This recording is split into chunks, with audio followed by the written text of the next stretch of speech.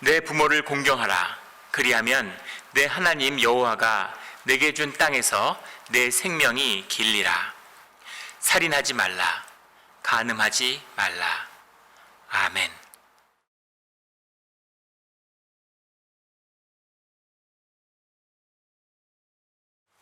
오늘 말씀은 계속 이어지고 있는 10계명의 말씀 가운데 5계명부터 7계명까지의 말씀입니다.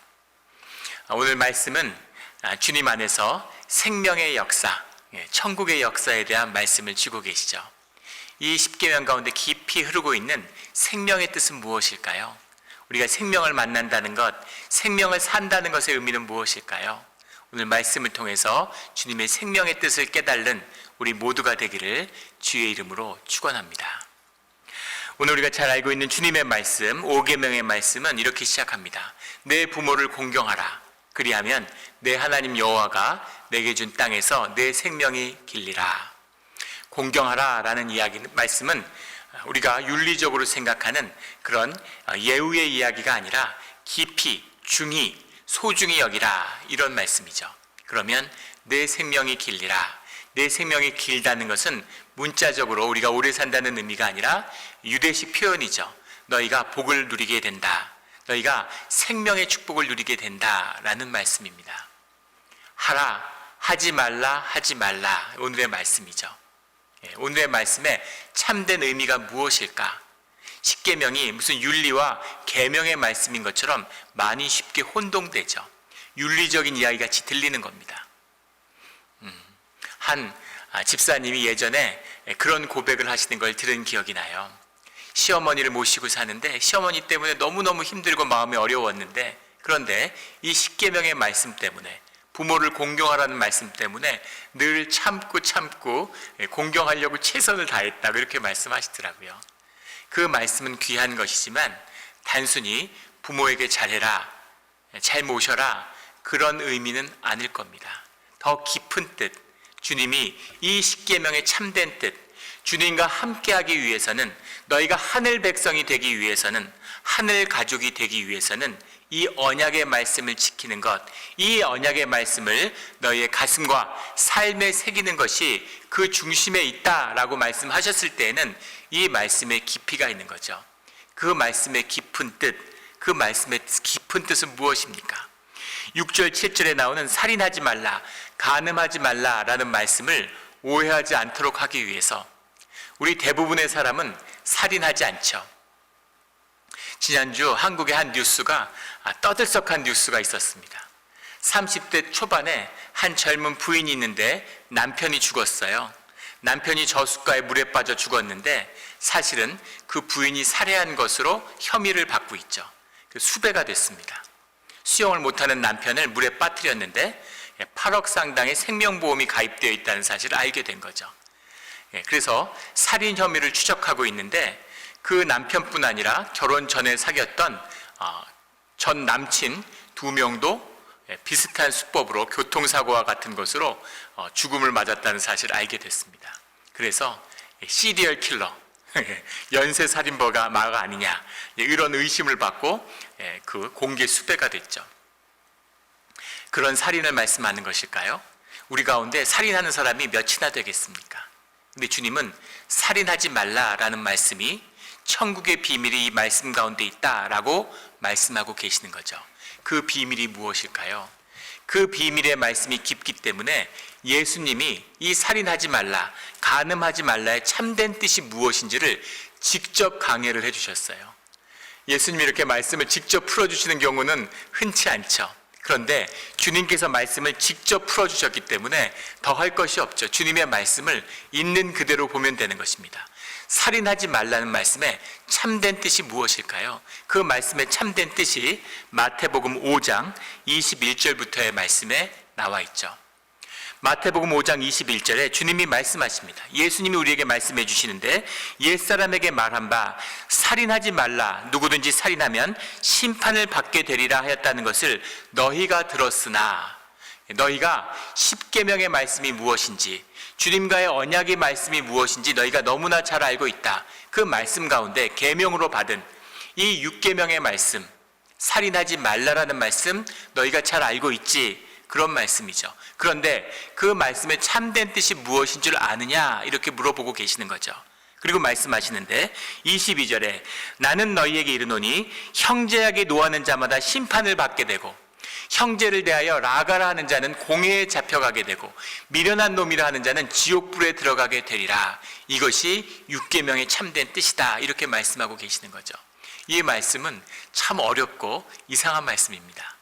형제에게 노하는 자마다 노한다라고 하는 말씀은 오르기조메노스라는 말인데 오르게라는 말이 이제 대노하는 거죠. 경노하는 것입니다. 형제에게 경노하는 자들은 형제에게 화를 내는 아주 미쳐서 화를 내는 이런 사람들은 심판을 받게 된다라고 해석했는데 심판이라고 해석된 이 말은 7인의 장로 재판을 의미하는 거죠. 공동체에 있는 장로들이 모여서 7일을 하는 그 재판을 의미하는 겁니다. 너희 공동체 가운데 지역의 마을 가운데 장로들에게 판단을 받게 돼 이런 말씀이죠. 그런데 뒤에 형제를 대하여 라가라 하는 자는 라가라는 말이 라카라는 말인데 이 라가라는 말이 무엇일까? 원문을 그대로 실었는데 라가의 뜻에 대해서는 몇 가지 견해가 있어요. 히브리어에 있는 라크, 침을 뱉다라는 뜻에서 왔다라는 해석도 있습니다. 경멸의 뜻이 담겨 있는 것이죠. 그리고 레캄이라고 하는 아람어에서 어원했다라고 하는 그런 해석도 있습니다. 레캄이라는 것은 이제 속이 비었다 이런 뜻이죠. 쓸모없는 녀석, 아무짝에도 쓸모없는 녀석 이런 의미죠. 쓸모없는 자, 형제를 쓸모없는 자. 이 형제는 자신의 혈육의 형제가 아니라 같은 동포, 자매를 말하는 거죠. 자기의 이웃에게 쓸모없는, 도움이 안 되는 자다 이런 얘기를 하는 자들은 공회에 잡혀가게 된다 이렇게 말씀하시는 거죠. 공회라는 것은 산헤드린, 완전한 법적인 재판입니다. 지역의 장로들의 치리에서 다루어질 수 없는 문제가 상급 재판에 넘어와서 정식으로 재판관에게 재판을 받는 것, 산헤드린의 재판을 받게 돼라는 말씀이죠. 미련한 놈이라고 하는 자는 지옥불에 들어가게 되리라. 미련한 놈이라는 건 모래라는 말인데 바보란 뜻이에요. 이런 바보 같은 녀석, 에이 너 이렇게 바보냐? 우리가 흔히 쓰는 바보라는 말, 그 바보라고 하는 자들은 지옥불에 들어가게 된다. 이상하잖아요. 그 강도가 점점 약해지고 있어요. 대노하고 불같이 화를 내는 자들은 장로의 치리를 받는데 아이 쓸모없는 녀석, 쓸데없는 녀석 이렇게 얘기하는 자들은 정식 재판에 넘겨주고 야 이 바보야 이러면 지옥불에 떨어진다는 거예요. 점점 죄는 경감되는 것 같은데 심판의 강도는 점점 더 강화되는 겁니다. 형제에게 바보란 소리 한 번 안 해본 사람이 누가 있겠습니까? 그런데 그 말을 했다고 지옥불에 들어가게 되리라. 주님이 겁주시는 거겠습니까? 주님이 지옥불에 들어가게 된다고 하면 지옥불에 들어가는 것이죠. 그러면 도대체 누가 지옥불을 면할 수 있습니까? 누가 지옥불을 피할 수 있습니까? 주님이 하시는 말씀의 참된 뜻, 살인하지 말라는 것의 참된 뜻은 생명을 존중해야 된다. 생명을, 남의 인격을, 남의 마음을, 남의 심령을 죽이는 자들, 그런 자들은 지옥불에 들어가게 된다라는 말씀이죠. 더 중요한 것은 너희의 삶 가운데 살아가고 있는 너희의 공동체 가운데 화나고 너희 가운데서 실수하고 너희 가운데서 문제가 있는 것은 장로들의 치리로 해석될 수 있어. 그런데 지옥불이 뭐예요? 천국의 문 앞에 서면 이 땅의 현상이 모두 소멸한 다음에 본질의 세계, 천국 앞에 서서 그 지옥불과 천국의 심판을 받는 그때가 되면 그때는 바보라고 하는 소리, 욕 한마디 한 것도 지옥불에 들어가게 된다라는 말이죠. 이 말씀의 참된 뜻이 무엇입니까? 천국에는 죄가 없다는 뜻이죠. 천국에는 죄가 없어요. 천국에는 죄가 있을 수 없습니다. 천국에서 죄 짓고 사는 사람이 있겠습니까? 천국에서 재판받겠습니까? 천국에는 죄가 없는 것이죠. 너희한테 죄가 있다면 그때는 지옥불로 가는 거야. 죄를 짓고 죄 가운데 천국에 가는 자가 없어. 이것이 너희가 살아가게 될 천국의 모습이다. 하나님 나라다. 라는 그 말씀이죠. 그럼 도대체 누가 천국에 갈 수 있습니까? 라는 질문을 만나게 되는 거죠. 그 천국에 대한 질문, 그 지옥불의 심판에 대한 질문이 너희가 가져야 할 너희의 본분, 종말론적인 자각, 성도의 모습이다 라는 뜻이 들어있는 거죠. 그 질문을 마음에 새기는 것이 살인하지 말라는 이 계명의 참된 뜻이다 라는 말씀입니다. 그러면 이 참된 뜻은 도대체 뭘까요? 24절에 예물을 제단 앞에 두고 먼저 가서 형제와 화목하고 그 후에 와서 예물을 드리라. 예물을 제단 앞에 드리려고 했는데 그런데 형제와 같이 원망을 들을 만한 일이 생각이 나거든. 주님께 예배 드린다고 하는 것, 하늘 가족이 되었다고 하는 의미는 예배 앞에서 우리가 하나 되었다는 얘기죠. 주님 앞에서 한 가족이 되었다는 얘기인데, 너희가 가족이 되지 못했다면, 형제의 연합이 깨진 일이 생각난다면 그러면 예배를 멈춰, 이 말씀이죠. 그렇게 예배 드려봐야 아무 의미 없어. 예배가 하나님의 임재고 하나님이 함께 하시는 하나님의 나라에 들어가는 건데, 너희가 하나 되지 못하고 너희가 형제로 화목하지 못하는데, 함께 서 있지 못하는데, 그런데 이게 무슨 예배가 되겠냐, 이 말씀입니다. 인터넷 예배 드리고 천국에 갈 수 있을까요? 형제가 함께 화목함으로 서는 것입니다. 주님 앞에 서는 것이에요. 그것이 예배의 참된 의미라고 하는 것을 말씀하고 있는 것이죠. 25절에 너를 고발하는 자와 함께 길에 있을 때 급히 사화하라. 급히 사화하라. 사화하라라는 게 아주 유교적인 표현이죠. 우리 천주시리에서 많은 표현들을 따와서 이런 유교적인 표현을 쓰고 있어요. 우리 교회에서 쓰는 사모 같은 거죠. 일삼을 사자를 써서 어머니 노릇에 일삼는다. 화해하는데 일삼아야 된다. 전심전력을 다해서 화해에 힘써라, 아마 이런 뜻으로 사화하라라고 하는 우리가 전혀 쓰지 않는 표현을 쓴 것이죠. 근데 사화하라라고 하는 이 말의 원문이 있지 에우눈이라고 하는 말입니다.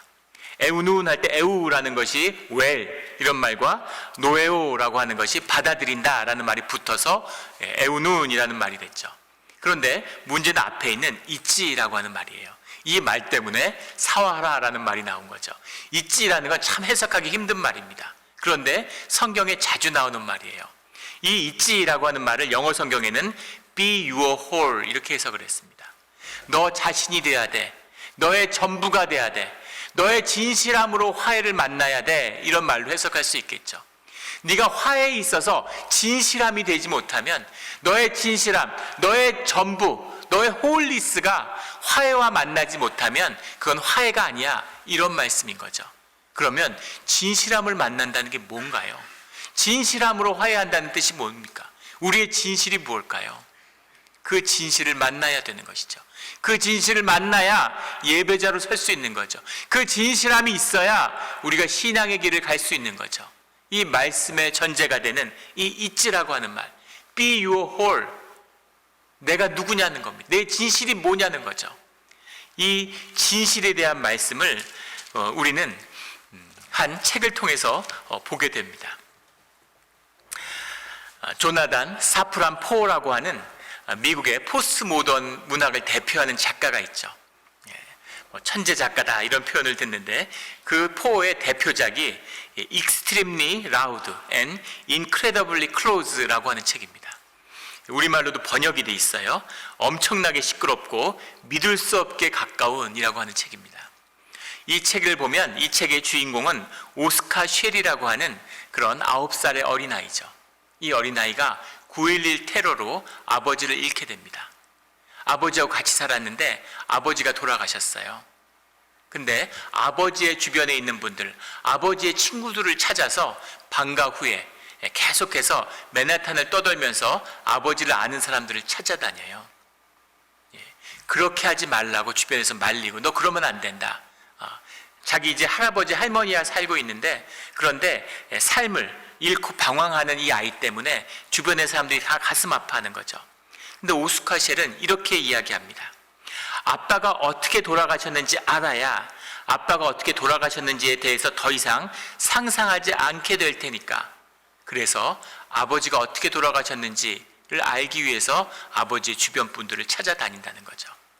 그런데 소설이 진행되면서 사실은 이 아이 안에 깊은 아픔의 진실이 있다는 걸 알게 되죠. 그 아픔은 무엇이냐면, 이 아이가 방과 후에 집에 돌아와서 놀고 있는데 아버지로부터 전화가 왔어요. 논이라고 정신이 팔리고 TV 보고 이러니라고 아빠가 늘 전화하니까 그 전화를 받지 않은 거죠. 전화가 받지 않고 녹음이 돌아갔는데, 녹음이 돌아가는 사이에 사람들의 비명과 막 괴성 소리와 한없이 시끄러운 소리들 가운데 계속 아들의 이름을, 오스카 오스카 이러면서 아들의 이름을 외치는 아버지의 목소리를 들었지만 놀라기도 하고 당황하기도 하고 무슨 일인가 하는 사이에 그 녹음이 끊어져 버린 거죠. 그런 아버지가 마지막으로 하고 싶었던 말이 있었는데, 아버지가 마지막으로 하고 싶었던 말이 있었는데 돌아가시기 전에 그 말이 무엇인지를 듣지 못한 자기 존재의 비밀과 같은 것이죠. 그 열쇠를 찾아서 오스카 쉘이 계속 방황하고 있는 겁니다. 방황은 오스카만 하는 게 아니에요. 오스카가 같이 살고 있는 할아버지는 그 사랑하던 아들이 죽은 다음에 실어증에 걸렸습니다. 말을 못해요. 할머니는 2차 대전 독일의 드레스덴 폭격에서 살아남은 생존자입니다. 인류 역사에서 가장 비참한 사건 중에 하나가 연합국이 독일에 보복한, 물론 독일이 나쁜 짓을 많이 했지만 드레스덴에 폭격을 했는데 사실은 원자폭탄보다 피해가 더 컸다고 그러죠. 20만 명이 불에 타 죽었어요. 소위탄을 공중에서 터뜨려서 그 열기가 도시에 있는 그 열기를, 공기를 전부 다 빨아들이니까, 공기를 다 태우니까 진공 상태가 돼서 몸이 불타는 사람들이 하늘로 막 빨리 올라가는, 정말 지옥불에나 볼 수 있는 지옥도를 본 것이죠. 그 충격에서 가족들이 불에 타서 하늘로 빨리 올라가는 걸 보면서 살아남은 할머니죠. 평생 정신적인 트라우마 속에서 할아버지와 살았습니다. 그 할머니를 보살펴야 되는데 할아버지가 실현증에 걸리고 수전증이 와가지고 계속 손을 떨고 말도 못하는 거죠. 근데 할아버지가 할머니에게 계속 편지를 씁니다. 할머니에게 편지를 보내는데 편지에 아무 내용이 없어요. 제대로 글을 못 쓰니까. 이 얘기가 진행되고 마지막에 녹음된 그 아버지의 음성이 그 9.11의 테러리스트의 재판 가운데 공개가 됐죠. 근데 그 공개된 아버지의 음성, 그 아들에게 마지막 절규하면서 아버지가 아들에게 남기고 싶었던 말은 사랑한다라는 말이었습니다. 사랑한다, 사랑한다. 이 말을 하고 떠나고 싶었던 것이죠. 할아버지가 남기고 싶었던 말은 무엇일까? 할아버지의 마지막 말이 결국은 편지로 쓰여져서 할머니에게 전달되죠. 그리고 아들에게 하고 싶었던 얘기, 그 아들에게 꼭 하고 싶은 말이 있었는데 이 말을 듣고 아들이 갔어야 되는데 그 말을 하지 못해서 한이 되었던 그 충격의 그 진실은 무엇이었냐면, 할아버지가 하고 싶었던 얘기는 미안하다라는 얘기죠. 할머니한테도 아들한테도 미안하다. 평생을 돌이켜보니까 정말 미안하다. 이 얘기 한마디를 꼭 하고 싶었던 겁니다. 유나이티드 에어라인 93편이라고 하는 2001년 9.11 테러 때 백악관을 노리고 가려고 했는데 이 승객들이 저항하니까 가다가 중간에 펜실바니아에서 추락해버렸던 그 비행기가 추락해 가는 그 상황에서 마지막으로 가족들에게 보냈던 문자 메시지, 녹음 메시지들이 다 남아서 책으로 출간된 게 있어요. 그 책에 보면 그 두 가지 메시지를 다 정리하면 딱 두 가지입니다. 삶의 마지막 죽음 앞에선 그 마지막 메시지, 그건 두 가지인데 하나는 사랑한다, 하나는 미안하다. 그 두 가지죠. 이것이 종말론적인 삶을 사는 우리 삶의 진실입니다. 죽음을 앞두고 있는데, 죽음이라는 게 뭐예요?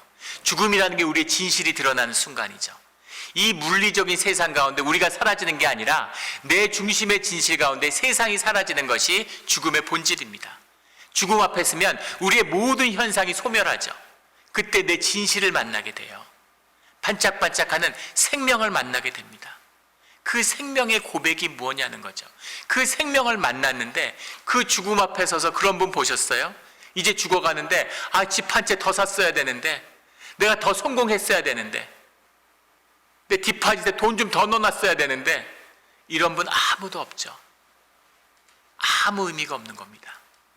삶의 생명 앞에, 그 죽음 앞에 섰을 때 우리 삶의 본질을 만나게 되는 거죠. 그 유나이티드 93편에 마지막 죽어갈 때 그 승무원 가운데 C. 라일즈라고 하는 여성 승무원이 있었습니다. 그 승무원이 남편에게 보낸 마지막 녹음된 메시지가 그 테러리스트의 재판 가운데 공개가 됐죠. 많은 배심원들이 눈물을 흘리는 뉴스가 됐던 그런 기억이 남아 있습니다. 그때 그 남편이 되었던 경찰관이었던 로르니 라일즈라고 하는 그 남편인데, 그 남편에게 남긴 마지막 메시지는 이거예요. 여보, 내 말 잘 들어. 내가 탄 비행기가 납치가 당했어. 이제 마지막인 것 같아. 여보, 다시 만나자. 여보, 사랑해. 이제 죽잖아요. 교회 다니는 사람인가요? 다시 만나자 그러게? 그 삶의 진실의 순간에 섰는데, 그 삶의 진실, 생명의 진실을 만나는 거죠. 꼭 다시 만나고 싶어. 이 말을 해주고 싶었어. 사랑해. 이겁니다. 이게 부부예요. 이게 생명의 진실, 종말론적인 그 진실 앞에 서서 만나는 부부의 진실입니다. 예수님이 말씀하시는 거죠. 너희가 이혼 증서 쓴다고 이혼이 되는 것 같니? 너희가 부부가 뭔지를 아냐? 그런 걸로 갈라지는 게 아니야. 생명이 하나됨의 비밀이라고 하는 것은, 그것은 현상을 뛰어넘는 것이다. 그 생명의 진실, 그 종말론적으로 진실로 살아가는 것이 너희가 사는 신앙이고 우리가 함께하는 이 하나님 나라의 비밀이야 라는 그 말씀의 뜻이 이 생명의 말씀, 살인하지 마라, 간음하지 말라에 들어가 있는 거죠. 우리가 살 수 없는 걸 살라는 얘기인가요? 그걸 살아야 천국 백성이 된다는 얘기인가요? 반대예요. 그걸 너희가 사는 것이, 너희 가운데 임한 천국의 삶이 풀어지면, 너희의 삶의 진실이 풀어지면 그게 너희의 모습이고 너희의 진실인 걸 너희가 만나게 돼. 이런 뜻이죠. 우리가 그 진실을 살잖아요. 그 진실을 어떻게 삽니까? 우리가 자녀를 보면 알 수 있죠. 원수를 사랑하라. 어떻게 원수를 사랑하지? 우리 자녀를 보십시오. 자녀가 상처 줬는데 자녀한테 복수하려고 칼을 가는 부모가 있습니까? 내가 아프지만, 내가 상처받았지만 자식이기 때문에 품는 거죠. 자식을 섬겼는데 섬긴 것에서 보상 못 받았다고 억울해하는 부모가 있습니까? 더 잘 섬기지 못한 부모가 뼈에 남는, 뼈에 사무치는 마지막 고백, 미안하구나.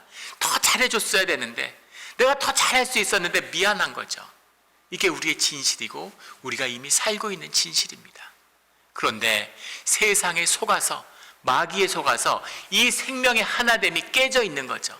이 생명이 깨져가지고 너와 내가 다르다고, 날 위하겠다고, 너와 내가 하나예요. 주님이 우리를 그렇게 만들고 우리의 의식도 뇌도 그렇게 만들어져 있어요.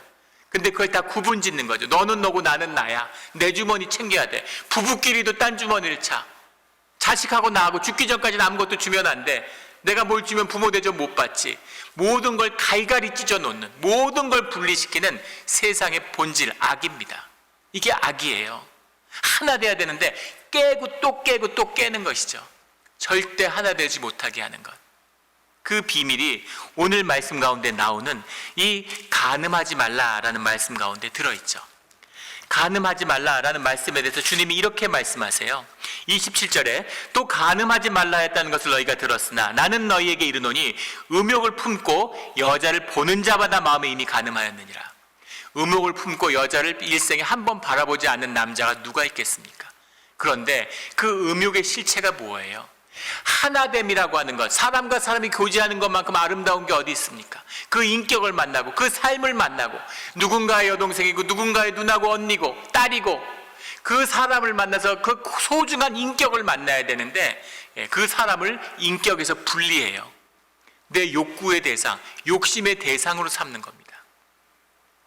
광고 모델 중에 손 모델이 있고 등 모델이 있고 뒤통수 모델도 있고 발목 모델도 있답니다. 발목이 예쁘게 생겼어요. 발목밖에 쓸 게 없어. 뒤통수가 예뻐. 그래서 뒤통수만 갖다 쓰는 거죠. 팔이 예뻐가지고 팔 모델이 있는데 팔 모델을 $수밀리언 그 보험을 들어놨답니다. 팔이 너무 귀해서. 인격도 삶도 그 사람 자체가 아니라 딴 건 쓸모가 없어. 팔만 너한테는 팔밖에 쓸모가 없어. 이게 간음하지 말라의 참된 뜻이죠. 남의 생명을, 남의 인격을 존중하지 않아요. 내 욕구의 대상으로 살덩이, 몸뚱아리로 보는 겁니다. 그 세상에 속아서 성이 상품화되고, 딸들을 둔 엄마 아빠들은 더 힘든 세상이죠. 애들이 10대 애들이 수영복을 입고 자기 몸을 육체를 인스타그램 같은 데 올려가지고 그걸 사람을 모으면은 그게 돈벌이가 되는, 점점 더 선정적으로 그런 걸 올리고, 다큐멘터리 한 편 봤는데 미국의 10대 소녀들이 어떤 식으로 성산업으로 몰락하게 되는가 하는 그 과정과 프로세스를 쭉 보여주더라고요. 진짜 사악하고, 그 딸들이 내 딸이라고 한번 생각해 보십시오. 가슴이 찢어지는 일이죠. 누가 그런 자리에 자식을 내주겠어요? 그런데 그런 걸 소비하지 않는다면, 그런 향락을 소비하는, 내 눈에 정욕을 채우는 그런 죄악된 모습이 없다면, 삶이 분리되어 있지 않다면 어떻게 그런 일이 세상에 가능하겠습니까? 이것이 우리가 살고 있는, 생명이 찢어지는, 생명이 갈갈이 찢겨진 이 세상의 모습이죠. 그래서 살인하지 말라, 간음하지 말라, 생명을 존중하고 생명의 하나됨을 회복하는 그 종말론적인 진실함을 너희의 삶의 중심으로 삼아야 된다. 그래야 하나님 백성인 것이다. 이 말씀을 우리에게 새기고 계시는 거죠. 그러면 어떻게 이 진실을 살아갈 수 있을까? 하지 말라 하는데 우리가 하지 않을 수가 없는데 주님 어떻게 하지 않을 수가 있을까요? 이 묶인 저주를 어떻게 풀 수 있을까요? 그 묶인 저주를 푸는 주님이 방법을 우리에게 알려주고 계시는 거죠. 그것이 바로 오늘 나오는 5계명, 내 부모를 공경하라 라는 이 말씀의 뜻입니다. 너희 부모를 공경하면 너희가 축복을 받게 돼, 이 말씀이죠. 우리가 영이 하나된 영을 회복하는 것이 생명의 비밀인데, 부모와 나는, 우리 자식과 나는 이미 하나로 연결되어 있어요. 이게 가족의 비밀입니다. 우리가 교회의 원형적인 표상을 가족에 두고 있는 비밀이 여기에 있는 거죠. 그래서 부모를 우리에게 보내주시고 우리에게 자녀를 보내주셨어요. 그래서 부모를 공경하는, 부모와 영이 하나 되는 그것이 우리에게 하늘의 축복의 문이 열리는 비밀입니다. 세상의 저주를 끊는 그 비밀이 여기에 있는 것이죠. 그래서 부모를 소중히 여기고 부모에게 효도하는 것이 천국의 비밀이에요. 부모와 우리는 하나 됐습니다. 하나 되어, 부부는 깨어질 수 있어요. 언약이 깨지면 부부는 깨지는 것입니다. 그러나 부모와 자식, 가족은 깨지지 않아요. 이것이 영의 비밀이죠. 자신을 축복하는, 우리에게 축복의 문을 열어주는, 우리에게 천국의 문을 열어주는 그 비밀이 부모에게 있다는 겁니다. 아이들이 열심히 교회에서 키웠는데 대학 가니까 교회 안 다닌다고 가슴 아파하는 권사님들이 많이 계세요. 그런 말씀을 들을 때마다 전혀 걱정하실 필요 없다고 이야기합니다. 부모가 기도하는 그 자녀는 걱정할 필요가 없어요. 부모를 한번 떠나야 되는 거죠. 부모의 기도가 진실이라면 자식은 반드시 하나님을 만나게 돼 있습니다. 어거스틴, 우리가 잘 알고 있는 성 어거스틴의 어머니가 모니카라고 하는 그런 기도하는 여성이었죠. 믿어지지 않지만 어거스틴이 젊은 날에 방황하고 방탕하고 하도 문제를 많이 치고 사고를 치니까 어머니 모니카가 가슴이 찢어지는 거죠. 어느 날 교회 교부를 찾아가서, 신부님을 찾아가서 어거스틴 때문에 눈물로 기도하는데 정말 어렵고 이 어거스틴에게 희망이 있는지 모르겠습니다. 그리고 통곡을 하고 울었다는 거 아닙니까? 그러니까 그 신부님이 그 말씀을 다 듣고 아무것도 걱정하실 필요가 없습니다.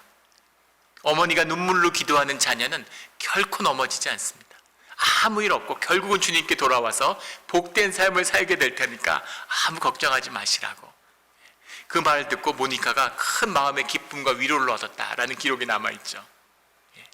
그래서 성 어거스틴이 됐어요. 앞에 성을 붙여요, 세인트라고. 그 기독교의 역사에 큰 족적을 남긴 어거스틴이 그런 무너지고 방탕한 삶을 살았다는 걸 통해서 우리가 얼마나 은혜를 받습니까? 어머니의 기도입니다. 제가 한국에 섬겼던 교회 목사님이 아주 그 목회에 하나님의 큰 능력이 나타나는 그런 분이었어요. 4개로 쪼개진 교회를 가서 하나대로 회복하는, 뭔가 하나님의 역사하시는 능력이 함께하고 있습니다. 그 비밀을 알고 싶었어요. 그런 목회의 능력을 배우고 싶었습니다. 그래서 그 교회에 가서 사역을 하는데 아무 능력이 없어요. 특별한 게 아무것도 없습니다. 근데 목사님한테 직접 물어봤죠. 목사님의 비밀은 뭡니까? 근데 목사님이 뭐라고 얘기하시냐면, 나는 기도하는 할머니가 계시다는 거예요. 그 할머니가 믿음의 영웅인데 예전에도 몇 번 나눈 적이 있어서 기억하는 분이 있으실 겁니다. 시집을 와서 위로 시어머니와 시할머니, 밑으로 자녀들과 손주까지 5대를 모두 전도해서 교회로 인도하셨대요. 쉬운 일이겠습니까? 시어머니, 시할머니, 층층시야를 전도한다는 게 어떤 사람이 할 수 있겠어요? 기도와 주님의 능력이 아니면, 주님이 함께 하시지 않으면 할 수 없는 일이죠. 그 기도가, 이 목사님이 불교계 중학교를 갔는데 할머니가 너무 충격을 받으셔서 40일 금식을 하고 눈물로 기도하셨대요. 주님, 왜 이런 일이 있어야 됩니까? 어떤 분인지 아시겠죠? 평생을 철야로 기도하고 눈물로 기도하고. 제가 그 권사님에 대한 말씀을 다른 목사님을 통해 들었습니다. 다른 목사님 한 분이 은퇴하시는 원로 목사님인데, 당신이 젊어서 목회를 할 때 교회 한 권사님이 계셨는데 매일 밤마다 와서 철야로 기도를 하신대요. 그것도 통성으로 크게 기도를 하시는데 교회 예배당 옆에 붙어있는 사택에 살았는데 그 기도 소리가 들린다는 거예요. 그 기도 소리가 들려서 견딜 수가 없더라는 겁니다. 잠을, 권사님이 기도하고 있는데 자기도 뭐하고, 또 새벽 기도 가야 되는데 밤에 가서 철야할 수도 없고, 마음이 불편하고, 저 권사님 왜 그러시나, 이런 마음이들이 있었다는 거예요. 권사님이 은퇴하시고 돌아가시고 그 뒤에 내가 권사님 덕에 목회를 했구나 하는 걸 깨달았다, 이런 말씀을 하시더라고요. 그 권사님이 기도하셨기 때문에 교회 가운데 주님이 함께 하시는 평화와 은혜가 있었구나 하는 것을 그때 깨달았다, 이런 말씀을 하셨어요. 그 권사님이 제가 섬겼던 그 교회 목사님의 할머니셨죠. 기도입니다. 주님과 함께하는 비밀, 가족의 비밀인 거죠. 능력의 기도가 있어서, 무슨 중보의 능력이 있어서가 아니라 진실함으로 영으로 하나 된, 교회가 영으로 하나 됐다면, 주님 앞에 함께 기도하는 교회라면, 그러면 주님이 함께하는 하늘나라의 역사가 임하는 것이죠. 복이 임하는 겁니다. 이 축복의 문, 그 문을 여는 것이 바로 가족, 부모를 공경하는 것에 있다. 부모의 소중함을 깊이 깨달아 알아야 된다라는 말씀이죠. 전에 같이 신앙생활했던 한 집사님이 계시는데, 남편이 바람이 나서 딴 집을 나갔습니다. 그래서 어렵게 자녀를 키웠어요. 큰딸이 그 짐을 다 지었죠. 소녀 가장이 되어서 짐을 이끌었습니다. 집을. 그런데 나중에 그 집사님이 함께 열심히 기도했는데 가정을 이제 회복시키기 위해서 그 아버지가 돌아온 거죠. 아버지가 돌아온 날 큰딸이 집을 나갔습니다. 아버지를 용서할 수가 없는 것이죠. 절대 아버지하고는 얼굴을 같이 볼 수 없는 불구대천인 거죠. 그래서 그 딸이 절대 아버지를 용서하지 못한다고 얘기를 해요. 그래서 제가 그 딸한테, 그 자매한테 그런 이야기를 했습니다. 어머니라고 아버지가 귀하고 예뻐서 좋아서 그래서 다시 합치려고 하는 것이 아니라, 딸들을 다 키우고 나니 어머니 마음 가운데 정말 힘들었지만 주님 안에서 용서하고 딸들에게 축복의 문을 열어주기 위해서 아버지를 받아준 거라고. 아버지를 용서하고 안 하고는 본인이 시간을 두고 기도하면서 결정하면 되지만, 하지만 어머니의 마음을 알아야 된다, 그 말씀을 드렸어요. 아버지를 용서해야 천국의 문이 열리는 것입니다. 부모를 용서하고 부모를 만나야 천국의 문이 열리는 거죠. 이게 우리의 진실이에요. 또 어떤 집사님은 그런 말씀을 하십니다.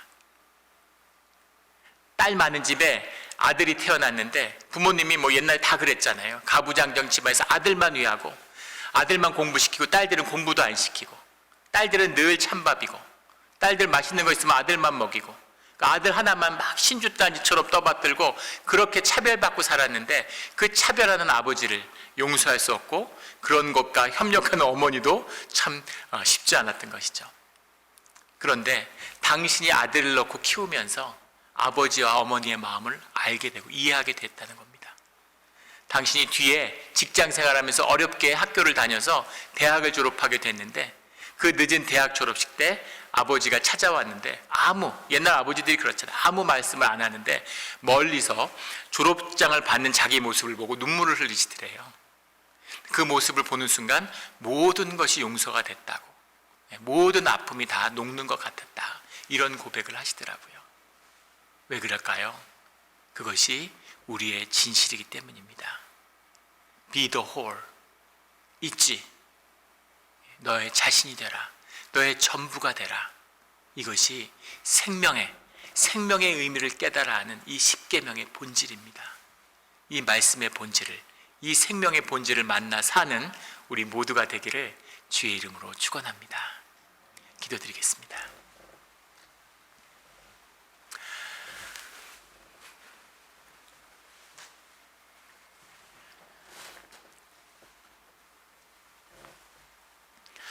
하나님 아버지 감사합니다.